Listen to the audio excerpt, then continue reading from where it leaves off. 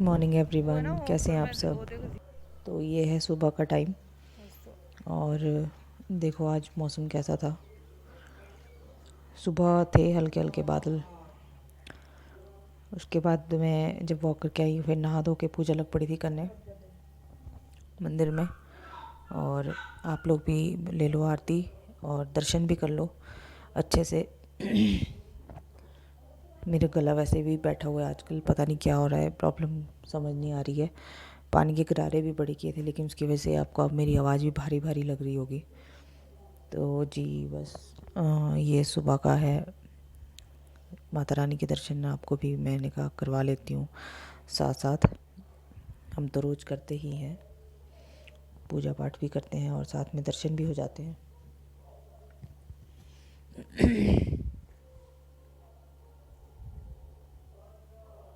तो आप सोच रहे होंगे ये धुंधला धुंधला इसलिए दिखता है क्योंकि मैंने जो धूप जलाया हुआ होता है वो 3 बत्ती जली होती हैं, इसलिए वो धूप की जो है ना वो जो धुआं होता है वो सारे में आ जाता है। तो बस उसके बाद मैं आ गई थी किचन में। सुबह ब्रेकफास्ट बनाने के लिए मैंने आलू बॉयल किए थे। तो पहले सोचा हम सब पराठे खा लेंगे, लेकिन फिर मैंने सोचा चलो आलू की सब्ज़ी बना लेते हैं, सूखी सूखी अच्छी लगती है कभी कभी। तो बस इनको वैसे प्याज में ही बनाया था और हरी मिर्च वगैरह डाल के मोटा मोटा प्याज रख के। तो आलू मैंने ज़्यादा बॉईल किए थे तो मैंने कहा हम सब्ज़ी खा लेंगे और बच्चों के लिए मैं पराठे बना लूँगी। तो सोनी को वैसे भी आलू के पराठे बहुत पसंद है। तो ये मैंने प्याज भूनते भूनते इसमें डाल दिया था मेथी पाउडर। फिर अच्छे से इसको भूनने दिया, फिर डाल दिया था नमक और साथ ही मेरे जितने मसाले, मिर्च, लाल मिर्च पाउडर है, हल्दी है, गरम मसाला है। और बस ये थोड़ा सा अगर आप ऑयल ज़्यादा रखो तो उसमें बहुत अच्छे बनते हैं, क्रिस्पी क्रिस्पी। इसमें डाल दिए थे मैंने आलू के बड़े बड़े क्यूब्स करके और उसको अच्छे से फ्राई होने दूँगी। तो मसाला भी ज़्यादा पकाने की ज़रूरत नहीं होती इसमें। तो बस इनको आप थोड़ा सा एक ही खुद सामने खड़े होके, ये नहीं कि आप बना के छोड़ के चले जाओ। अगर ऐसे आपको तीखे तीखे आलू बनाने हैं तो वहीं पे खड़े होके इनको बार बार हिला हिला के जो बोलते हैं ना जो ऐसे बस, ताकि जो ये और इसमें कुछ खट्टा डाल दें आप तो वो बहुत ही टेस्ट कुछ और जाता है। तो मैंने भी बस यही किया हुआ था। आज मुझे वैसे ही सुबह से कुछ गले में बहुत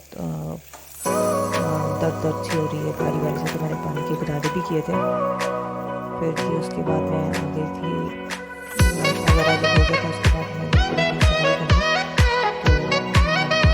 तो अच्छे से झाड़ू भी कर लेती हूँ, मुँह झाड़ के। अब छुट्टी वाले दिन होती थी, वैसे भी छुट्टियाँ ही हैं बट फिर भी तो सारे में झाड़ू झाड़ू करके और अपनी डस्ट भी क्लियर क्लीन कर लेती हूँ। बहुत ज़्यादा मैं खुद को बच्चों को देखती हूँ, बच्चों को सिलाई हो जाती है, बच्चों के बाद में पोछे पोछे लगा के पोछे लगाने में पड़े रहते हैं।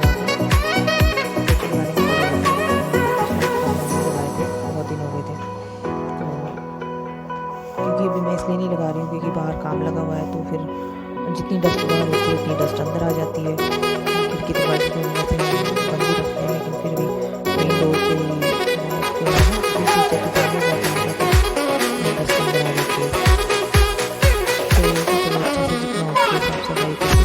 और बच्चों वाला घर आप समझ ही सकते हो कि बच्चे बेटा छोटा है तो फिर वो बन जाया डालते हैं। बेटी तो खैर नहीं, उसको पता है कि हम कैसे कैसे करना है। तो उसके बाद बेटा जो है वो दर्शन करके और फिर बाहर जाएगा तो अंदर आएगा फिर कुछ नहीं लगेगा। तो मैंने अपने रूम की और सबके बाद सारी अच्छे से सफाई कर दी थी। ये देखो गिलास ये पानी पी के ना उसने रखा होगा और वो बेड के नीचे था पहुंचा हुआ। बच्चों ने आधी से ज़्यादा चीज़ें जो हैं वो बेड के नीचे होती है पहुंचाई भी। फिर ये देखो सोनी के रूम की हालत, वो उसने अपना रजाई कंबल कुछ नहीं उठाया हुआ था। हेलो एवरीवन, कैसे हैं आप सब। आई होप सब अच्छे होंगे। तो ये रूम की हालत तो आप देख ही चुके होंगे। देखो ये गंद डाल के चली जाती है खुद ना। कल भी मैंने इसको बोल के सफाई करवाई थी अपने रूम की। तो अभी बस मैं कर लेती हूँ ये फटाफट से साफ़, फिर कपड़े धोने हैं। आज बहुत सारे कपड़े हैं धोने वाले ना। तो आपसे मिलती हूँ दिन में, तब तक मेरा काम भी हो जाएगा। चलिए फिर, तब तक के लिए अपना ध्यान रखिए। Bye bye.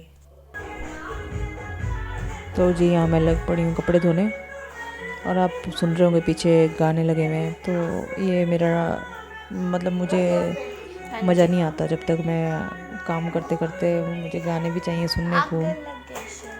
और मेरे बच्चे भी आगे वैसे ही है, इनको भी आदत हो गई है।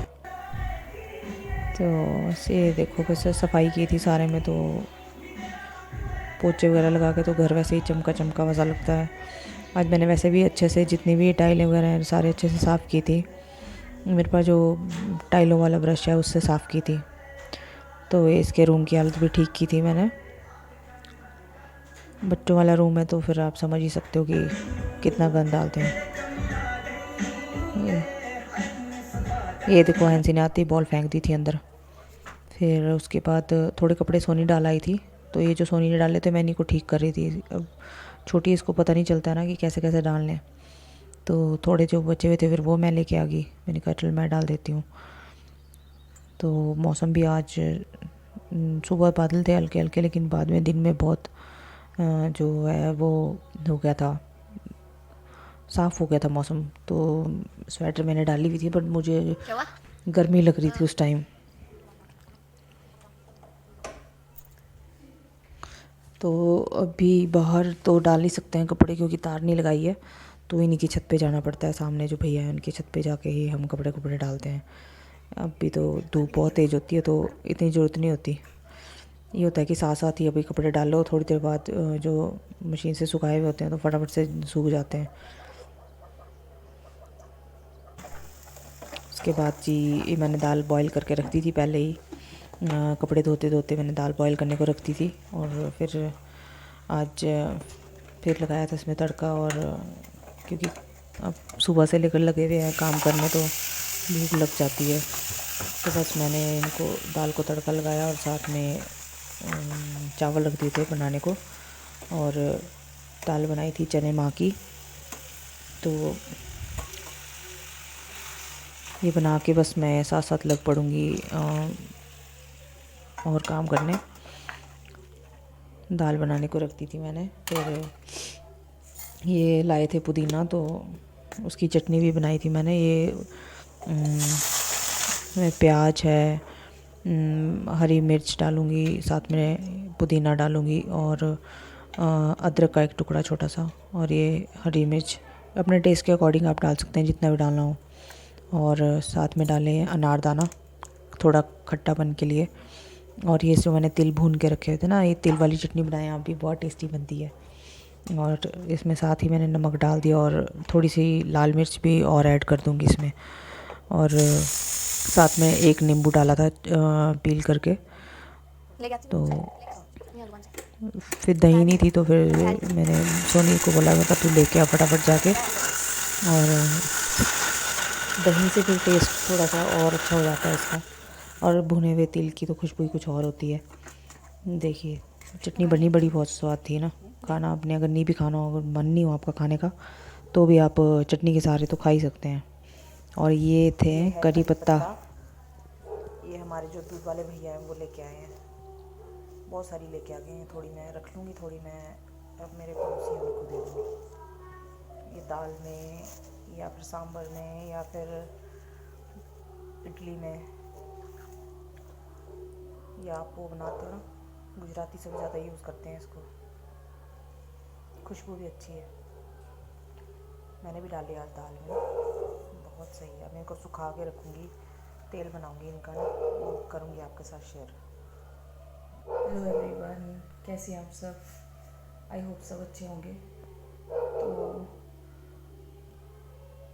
आज हमारे साथ एक और जो काम करते थे हमारे सुपरटेंडेंट सर थे वो, तो उनकी हो गई है डेथ। हार्ट अटैक आया उनको सुबह। तो मेरे लिए तो एज ए फादर बहुत ही केयरिंग थे, लेकिन अभी विश्वास ही नहीं हो रहा है कि ऐसा कुछ हो गया है। पूरे स्टाफ का जब से पता चला है सबको कि ऐसे हो गया है, तो सारे बहुत डिस्टर्ब्ड हो गए हैं। और विश्वास नहीं होता है कि कैसे जिनको आप अच्छे से जानते हो पहचानते हो और कुछ ऐसा हो जाता है कि सडनली पता चलता है कि वो नहीं है। अभी वो 3 दिन पहले मुझे फ़ोन भी कर रहे थे, बट उस समय मेरे बेटे की क्लास लगी हुई थी तो मैं फ़ोन नहीं अटेंड कर पाई। और मैंने सोचा था चलो अब करूँगी उनको फ़ोन। वो बोलते भी थे कि तुम लोग मुझे याद नहीं करते हो लेकिन मैं तुमको सबको याद करता हूँ। और अपने स्टाफ को पूरा, मतलब बहुत अच्छे थे वो। जब भी उनको दिन में लंच का टाइम होता था तो हमें ज़बरदस्ती खाना भी खिलाते थे कि नहीं खाओ। कभी कभी हमने जब भी उनको जो भी बोलना वो सब किया था। चलो ठीक है, कोई नहीं, तुम्हारा बच्चों का मन है तो कोई बात नहीं।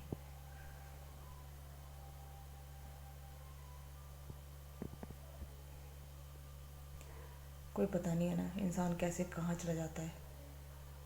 तो प्लीज़ आप लोगों से सबसे एक ही रिक्वेस्ट है कि अपना ध्यान रखें, क्योंकि अभी रोज़ हमें कोई ना कोई सुनता ही है, आज ये मर गया, आज वो मर गया। लेकिन वो तो मेरे लिए तो एज ए फादर मेरे लिए तो बहुत बहुत सपोर्टिव थे वो। बहुत प्यार करते थे हमें अपने बच्चों की तरह। बहुत दुख हो रहा है उनका। अभी एज भी कुछ नहीं थी, 63 या 64 एज के थे वो। जब से पता चला है तब से वैसे ही बहुत सैड सैड फील हो रहा है। तो प्लीज़ आप लोग अपना ध्यान रखिए। बस मैंने यही बात करनी थी आप लोगों से। मैं तभी थोड़ा मैं सोचा चलो आपसे बात कर लूँ, बात करके मन हल्का हो जाता है। प्लीज़ आप सब अपना ध्यान रखें, अपनों का ध्यान रखें, जितना हो सके उनकी सबकी केयर करें। अभी जो टाइम चला गया कोई पता नहीं कि कोई आज है कल नहीं है, कोई पता नहीं। आज मैं भी ये बात कर रही हूँ, कल हूँ या नहीं हूँ। Please be safe, stay home, be safe. चलिए फिर मिलते हैं कल आपसे नेक्स्ट वीडियो में। अगर मेरी वीडियोस पसंद आ रही हैं तो प्लीज़ लाइक शेयर ज़रूर कर दें, और अगर नए हैं मेरे चैनल पर तो सब्सक्राइब ज़रूर कर दें। ठीक है फिर, बाय बाय, टेक केयर।